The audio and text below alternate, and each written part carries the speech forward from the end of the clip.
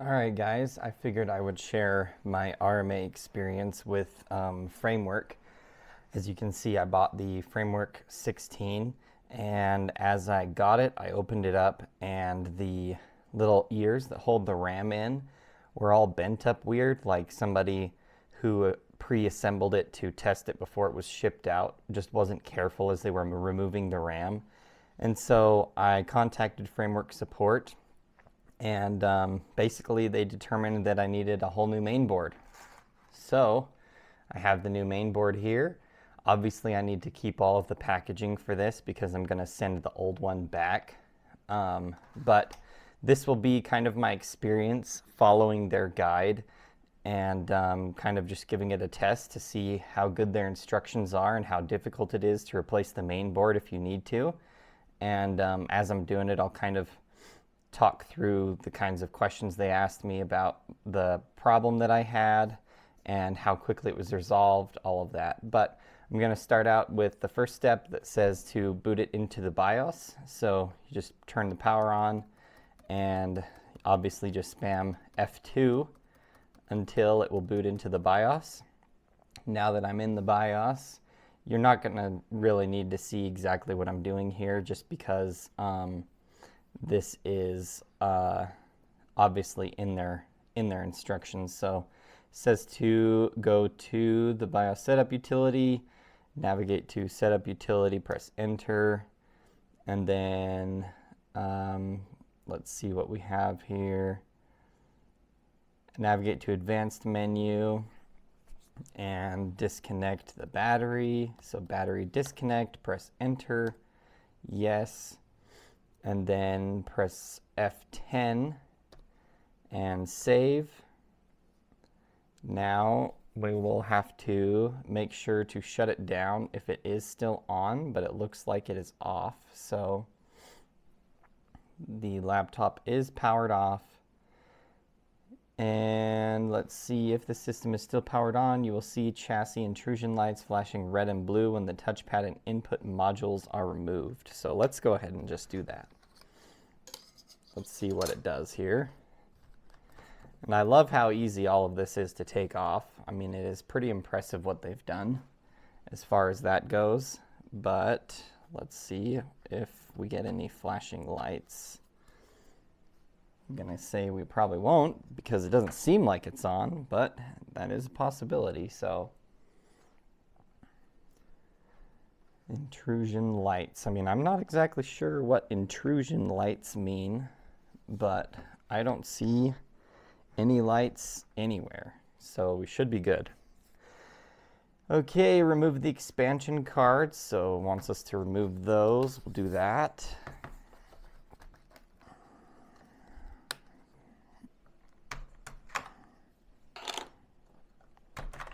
And so basically, when this happened, I was a little disappointed that that's something they couldn't have caught in quality control, but at the same time, they were super quick to respond. I sent them an email about it, and it was the next day. Actually, not even really the next day for me because I work night shift, but it was that same night that I was at work that they responded to me. And so I was pretty impressed with that response time. That's a lot quicker than most companies, I feel like. And they basically asked me some more questions like, did I receive the laptop like that? When did I notice it? All of the normal like RMA questions that somebody would ask.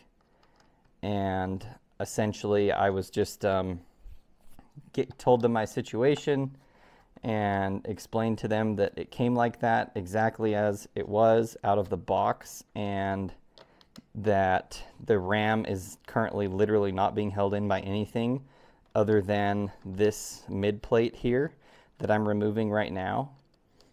And so I explained that to them, and then they sent me to the correct department who was going to handle the repair, and it was basically the next day at that point that they decided, yes, you need a new main board.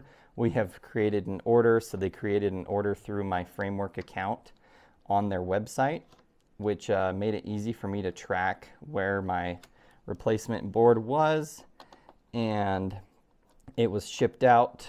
I believe it would be about 5 days ago from a US warehouse. So that's pretty awesome that they have some stuff in stock in the US warehouse, because the laptop came from Taiwan.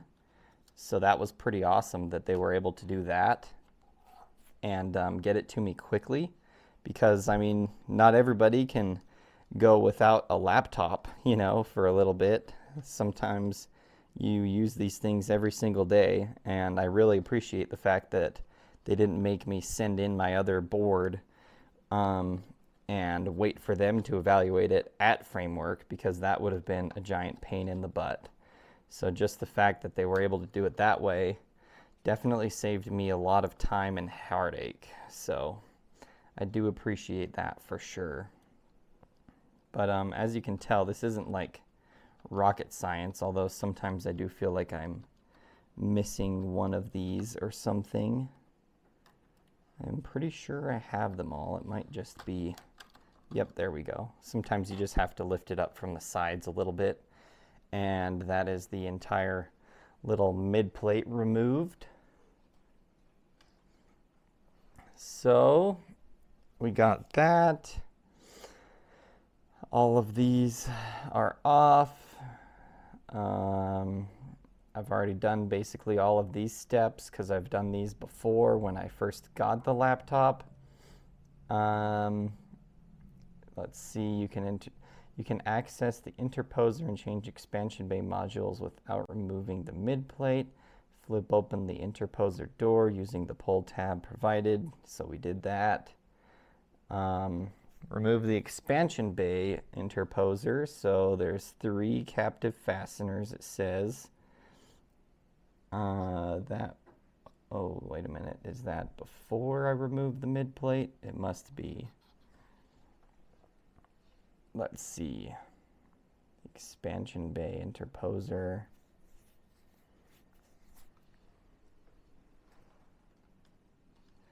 Okay, so let's see what we have going on here.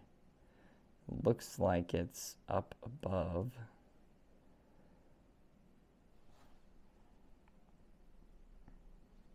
So I need to flip open this right here. Yep, that looks right. And then there are 3 screws to remove there. So this one and these 2. And these are captive, which is awesome because then you don't have to worry about losing them. That is always super cool when people do that. Then it looks like it just wants me to pull this off. Yep. So we've got that. And then loosen the captive fasteners that secure the expansion bay shell. So there's these 2 ones that are highlighted in orange. So we'll loosen those up. Just like that. And then it wants us to remove the expansion bay shell. So with the Framework Laptop 16 closed, turn the laptop over, gently slide the expansion bay shell up from the expansion bay slot as shown to remove it. So I'm assuming that's going to have to be closed. Turn the laptop over and gently slide. There we go. That was pretty easy. And honestly, this would be a pretty slick place to hide one of those air tags or even a little tracker, because it seems like there's plenty of room if you don't have the graphics card in here.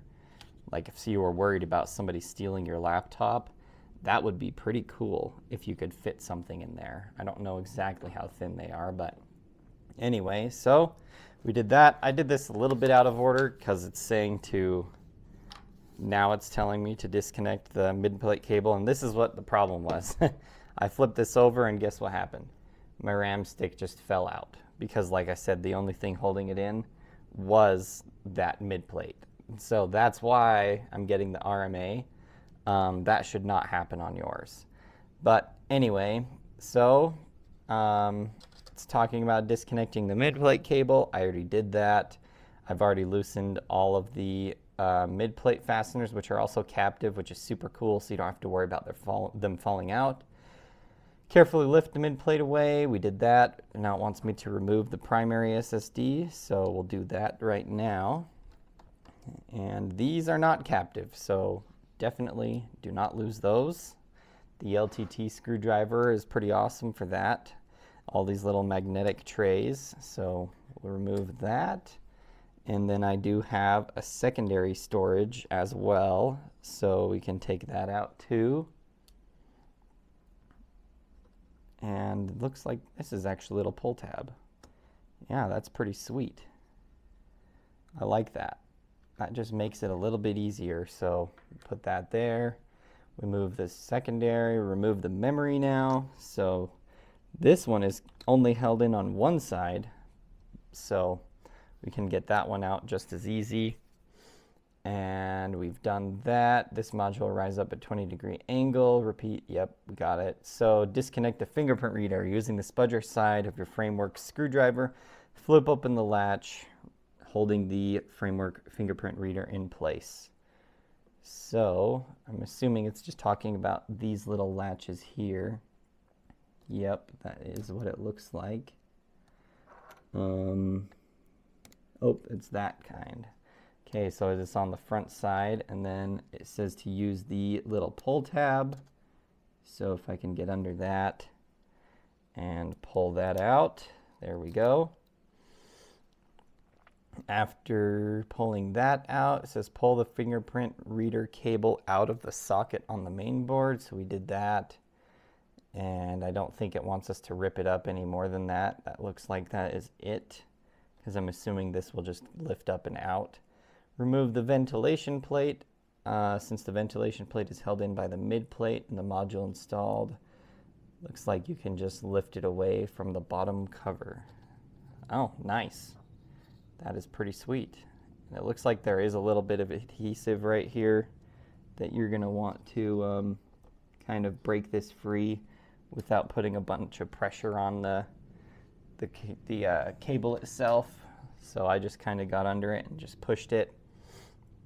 So we've done that, and now we need to remove the battery, loosen the 3 fasteners. Note that these are captive fasteners. Once again, that's just awesome.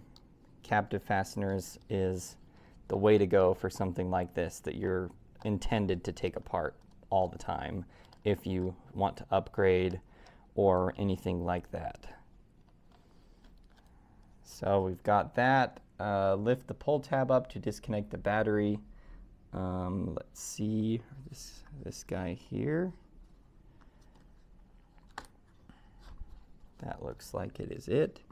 And I appreciate the little things, like the battery connector is literally just a pin interface, so you don't need to do another one of these where you're pulling the ribbon cable out or whatever. But that's pretty impressive. 85 watt hours. That's a pretty good sized battery, in my opinion. I mean, it's not like my battery powered computer that I built that's got 450 watt hours or more, but it is still pretty impressive. So let's see what we have next. Disconnect the speaker cable from the main board by pulling the pull tab up. I'm going to assume it's just this guy. Yep. Okay, we've done that. Disconnect the webcam display and Wi-Fi. At the top, there are 3 connectors to remove from right to left. These are the display cable, the webcam cable, and the Wi-Fi. And they have these short little video clips on here that are pretty helpful as well, so makes it a little bit easy. One thing that is kind of funny is, oh no, it does show it correctly. Okay, I was thinking that it was showing you a different way, but okay, here we go. And I'm going to assume I'm going to need to remove this little Wi-Fi bracket, which it does say you're supposed to. So get that out of there.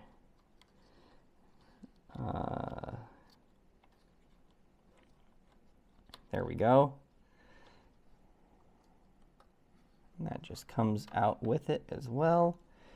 So looks like they want us to pull these out of this channel also, just a little bit. So we'll go ahead and do that. It's a little bit of a tight fit, but not bad. You would want it to be a tight fit, so that's a good thing. Okay, we recommend for this guide to keep the Wi-Fi module attached to the antenna cables, as they can be difficult to reattach. 100% they are difficult to reattach, so that's good that they specify that. Let's see, remove the 6 fasteners shown. Note that each one of the fasteners is under the interposer door. So I take it they're going to be over here somewhere. Let's see what it shows. Oh, it's talking about this door, obviously. Just kidding. Oh, one of them is under the interposer door, so it'd be that one. It looks like it's just basically the main board fasteners that it wants us to remove. So we'll go ahead and do that. And I mean, how they were able to get every single one of these to be the same bit is awesome, because not everybody pays attention to the little details like that that just make things so much easier. So I really appreciate the work that Framework is doing there. And these do have Loctite on them, it looks like, so just a tiny dab of Loctite in case you did want to put a little bit back on. I guess you could. Although if you're anything like me, you're going to probably upgrade the main board eventually anyway, so you probably don't need to worry too much about that. And also, these are all the same height, which, once again, that is amazing, because not everybody is able to do that either. So that's pretty cool. It seems like the main board is pretty loose now. So lifting up from the edges of the board and heat pipes as shown, lift the main board out of the bottom cover. So basically it looks like they want you to grab the heat pipes and the bottom. So that's what we'll do. Be careful to not let this whole thing tip over, because I just noticed that it is pretty top heavy now. So be careful there.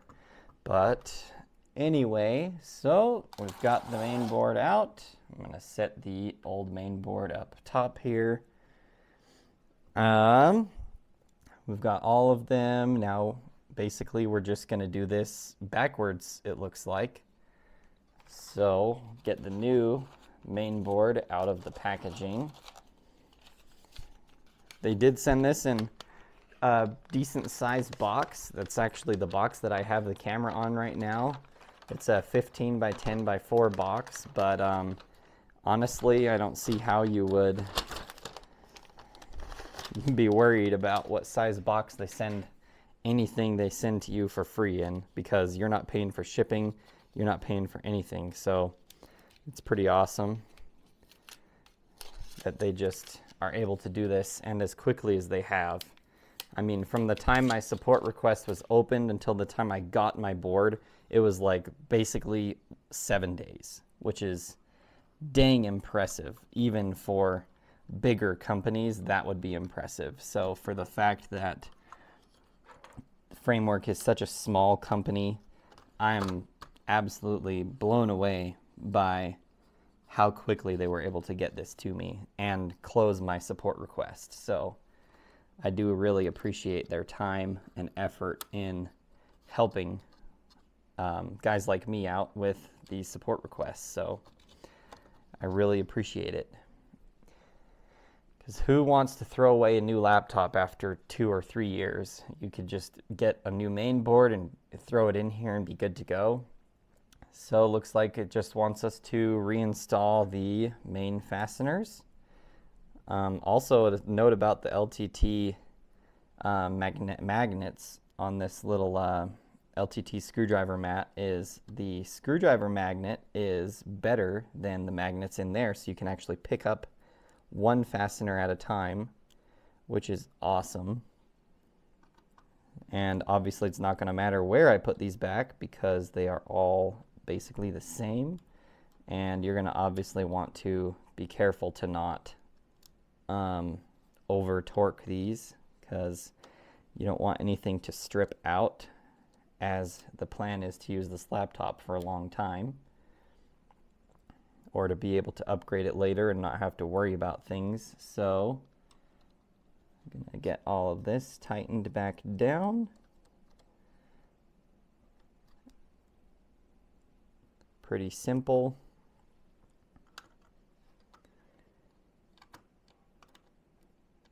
This will be a longer video, but I figured that you guys would prefer it to be kind of uncut and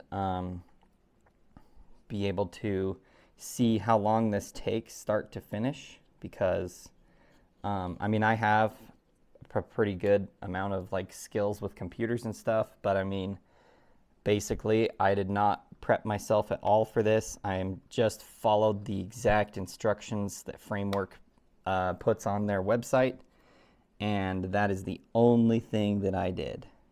So, one thing to note, I guess you don't really need to keep your screws for your M.2s because it comes with screws already in here.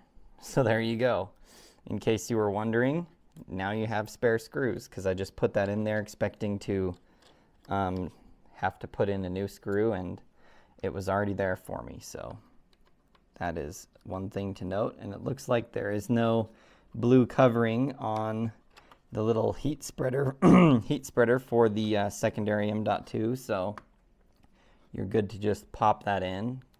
When the laptop did show up, there was a little bit of blue covering over, I guess it would be Teflon tape covering over the little heat spreader or thermal interface material, whatever you want to call it.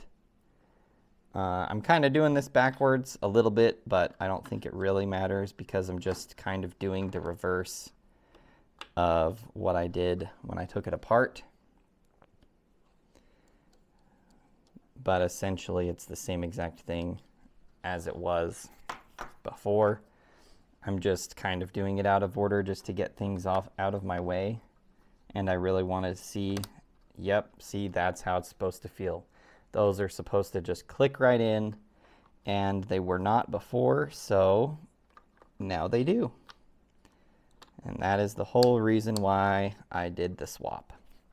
And now those are going to stay in nice and tight, where before they were not even close. So now that I've got that out of the way, I'm just going to basically reinstall everything in kind of a reverse order from how I had it before. Looks like this kind of threaded itself back on somehow, unless I never had it completely off. Let's get this around to that little nub there, and this one does go lowest in that channel, so I'm doing this one first, as you can tell. And it does look like there's a little bit of a hook on this, so we're going to have to kind of slot it in there, maybe. I should have just left this on. I think this will be easier if I lift this up a little. Yep, lift that up a little bit, slide it on, there we go. And tighten that bad boy down. There we go. We can reconnect these after I push it back through the channel. And these are kind of like the old iPhone style connectors, like when you would replace an iPhone screen. So you're going to want to make sure that they are fully down. Maybe give them a little bit of an upward tug just to make sure it gives you a little resistance so that you know it's connected at the very least. Because I have done that before where you think it's connected and it's not really all the way connected. So just do that before you get too excited reassembling. There we go. And that one is nice and connected now. So those are both connected. Let's see what we're talking about now. I'm going to follow this again just to make sure I don't forget. Wants me to install the ventilation plate again. But I'm going to connect the speaker again first. And I think it wants me to put the battery in before that as well, because it does show on here that the battery is already reinstalled. So we'll plop this bad boy back in. There we go. And tighten this up. And I'm surprised that this battery actually stays in as good as it does with just the 3 fasteners up top, and it looks like it just kind of wedges in here on the rest of it. And I guess that the mid plate also holds it in from above, so that's pretty neat. I'm curious how this speaker connects, actually, because I never removed anything for that speaker. Oh, it looks like there's a wire on the bottom here. Yep, these are connected through the bottom. So that's pretty nice touch that they didn't just, you know, put another connector right here or something like that for ease of repair. So let me get the ventilation plate. See how this guy goes on. I think it's mostly just like magnets. So unless there is a little bit of something right there, because that, there we go. Looks like you just have to kind of wedge that part in just a little bit. We've got that. And now we can reconnect this as well.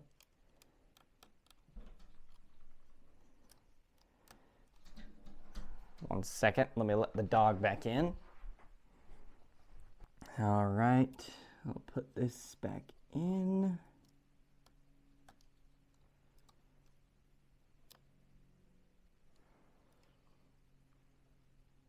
Let's see what this says, if there's any trick to this.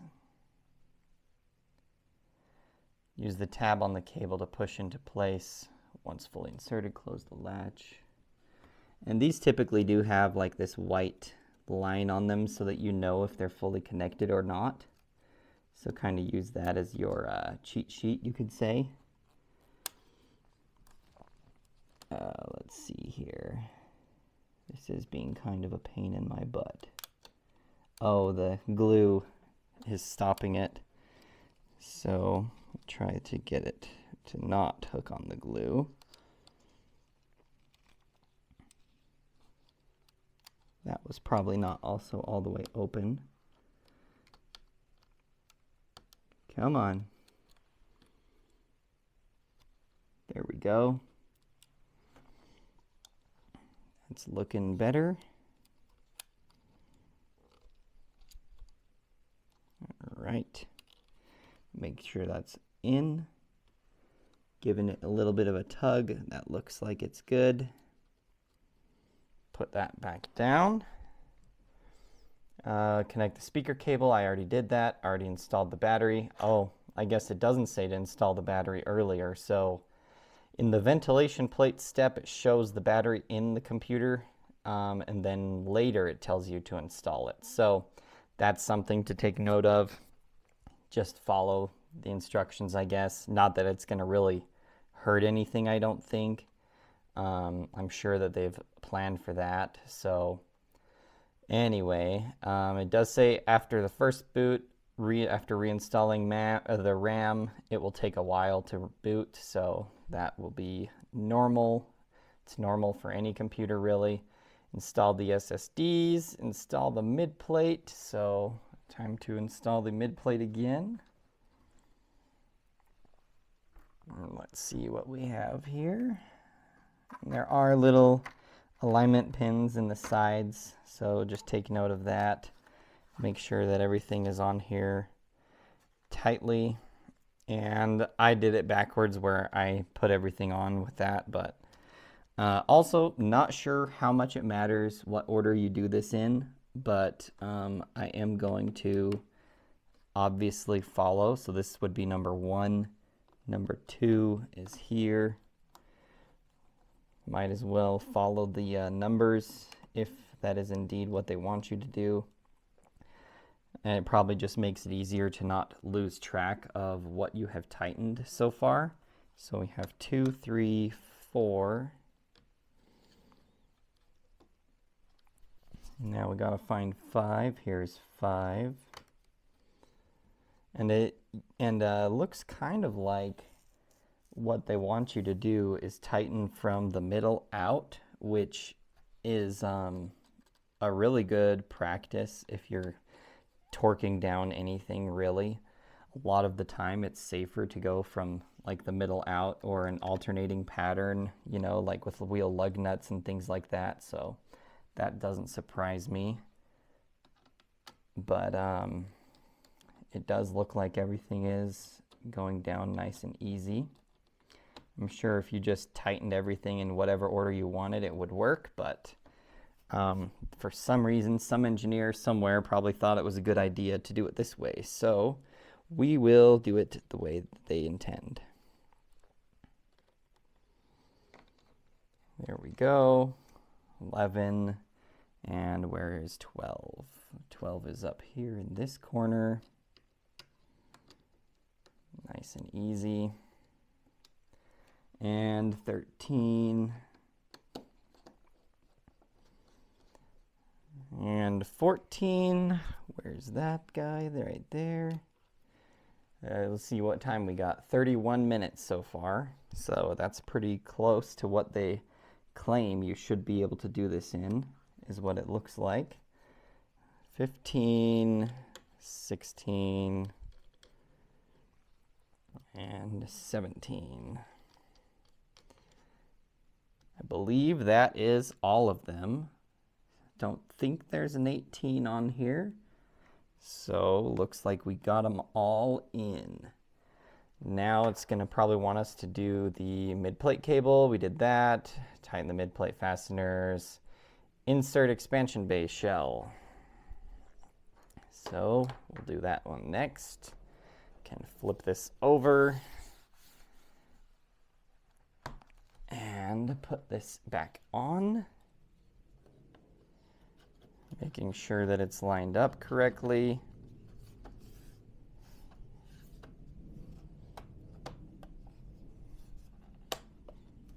Okay, that is back on.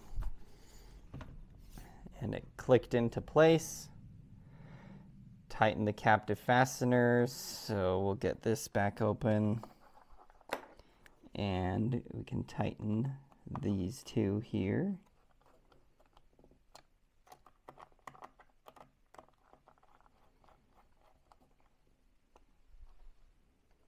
All right, and expansion bay shell interposer, and drop this guy back in, just like that. Tighten these up. I'm just going to tighten these upper two first and then the lower one, just like that. There we go. And close interposer door. We did that. Install the keyboard. We got the keyboard right over here. And I like my keyboard off to the left. And we'll put in my numpad module.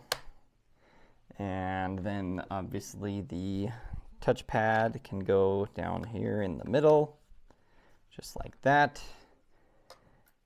And oh, that's another thing I guess that they sent you, because I could have swore I took this off and I was looking around for stuff that was left over. So you will get this clear plastic thing that holds the Wi-Fi module in and extra M.2 screws. So those are going to be normal to be left out, it looks like. Not to say they will always do that, but if they wanted to save some money, they could have done that, I guess. But now I'll just put it back on the main board I'm sending back to them. So that is what I will do. Got all of the module spacers in, close the latches. Looks like everything is where it should be. Now we boot into the BIOS. Looks like it wants you to connect to a charger and it will not power on unless a charger is connected. So we'll go ahead and do that really quick. I'm gonna have to go grab a charger. Bear with me on that one.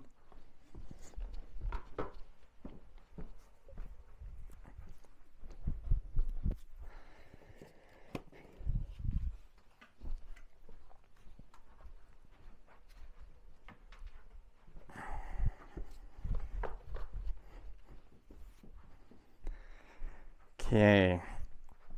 I found these really cool GAN 3 chargers online as well, which make it pretty awesome for charging this laptop with just a tiny little power adapter. I guess obviously they should have told you to, unless they did, they probably did say to put back in the little modules. Install input modules. Yeah, we got that. Let's see. Does it really not tell you to do that? Let's see here. We got the interposer. Maybe it tells you to do it when you do the back shell. Install expansion base shell. Doesn't say, I don't think. I might be wrong, but I do not see. Please see our guide here on possible input module configurations. It doesn't actually tell you to put your dongles back in. I mean, dongle removers, I guess you could say. So you don't need dongles, but I don't believe it tells you to do that. So that's interesting. Little oversight, I guess. But I mean, how obvious is it that, oh, I need to plug it in, I better put these back on? But still, you know, it's something for them to think about, maybe adding in there. So I'm just going to pop all mine back on. That way I can actually plug it in to charge it. So got my cord here, plug that in, and it does show a light on there. So we will boot into the BIOS, start by connecting, it will power on. Okay, press the power button and repeatedly press F2. So we'll do that again.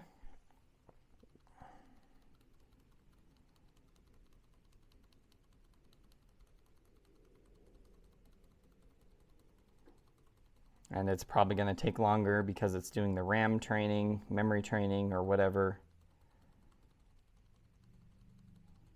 We'll see what's going on there. Don't know how long it's going to take, but I'd rather just not have to do it twice, so it's not going to hurt anything. There we go. So once again, we'll go to the, let's see, setup utility, and we go down to the advanced menu, battery disconnect, and we will say no, and F10 once again. Exit saving changes, and that is it.